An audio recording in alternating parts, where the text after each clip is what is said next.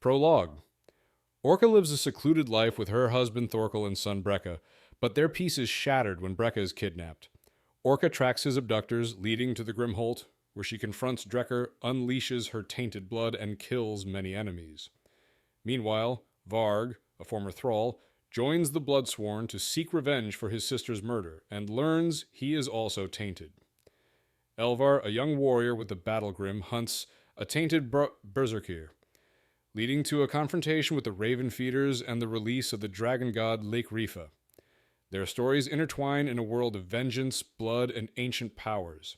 In Chapter 1, Orca begins with Orca standing in a storm of fire and smoke, frantically searching for her son Brekka. She wakes, realizing it was a nightmare, in the charred ruins of Grim Holt's Hall. Her companion Lif approaches, still recovering from battle wounds. Orca is solely focused on finding Brekka, who has been taken. As they talk, Lif questions her about her hidden tainted blood and her past life as the infamous Skull Splitter, a feared warrior. Despite her haunted past, Orca's determination to save her son drives her forward, and the chapter sets the tone for the journey ahead. In Chapter 2, Elvar mourns Agnar's death as the Battlegrim lay his cairn, vowing revenge against Beor, her former lover. The group decides to gather what treasure they can and leave Oscotred. But Uspa reminds Elvar of her blood oath to rescue her son, Bjarn, from Ilska. Breaking the oath brings Elvar and Sigvat physical pain, forcing them to continue.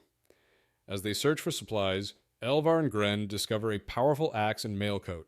They are attacked by a winged woman, Skuld, whom Elvar subdues with a magical thrall collar. Skuld reveals that the true treasure lies deeper underground.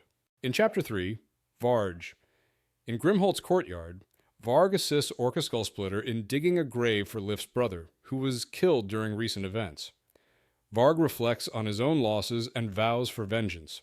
Orca, weary of bloodshed, reveals she lost her son Brekka and husband Thorkel to a raid, and has since been searching for the dragonborn Drekker, who stole Brekka and left behind Sayaxes found with Thorkel. Glornir discusses recent dragonborn sightings and their connection to the dragon god Rifa. Lif swears revenge against Gudvar. The group plans to pursue Skalk, the Galderman who fled to Darl, as Glornir prepares to seek him out. In Chapter 4, Elvar and the Battlegrim, guided by the thrall Skuld, descend into the depths of Oscotred.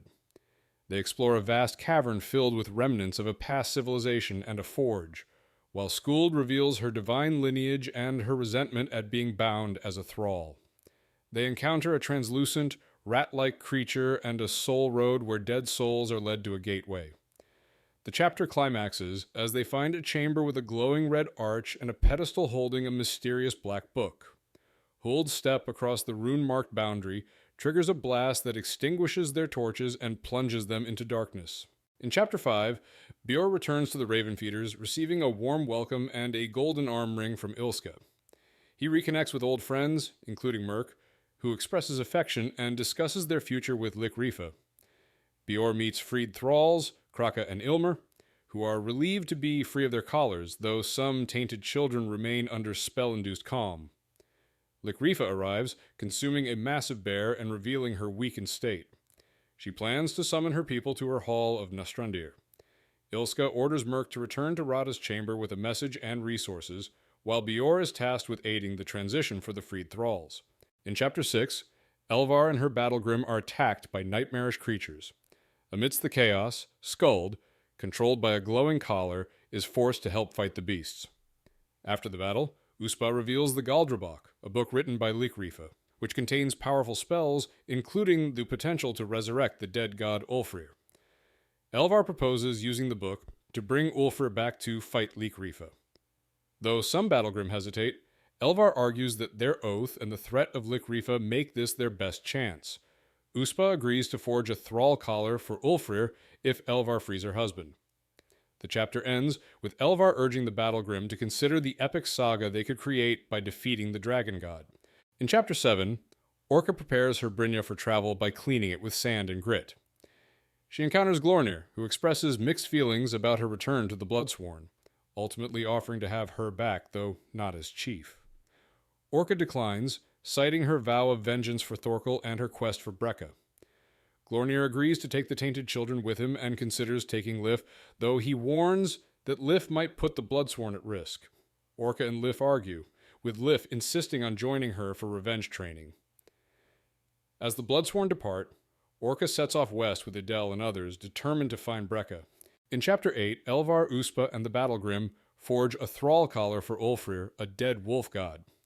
Uspa uses powerful Galder words and a rune stave to animate Ulfr's skeleton. They cast their blood on Ulfr's bones, which then transform into a massive, fur-covered wolf. Despite its imposing size, the wolf remains lifeless until Uspa commands it to revive. Ulfr, now a wounded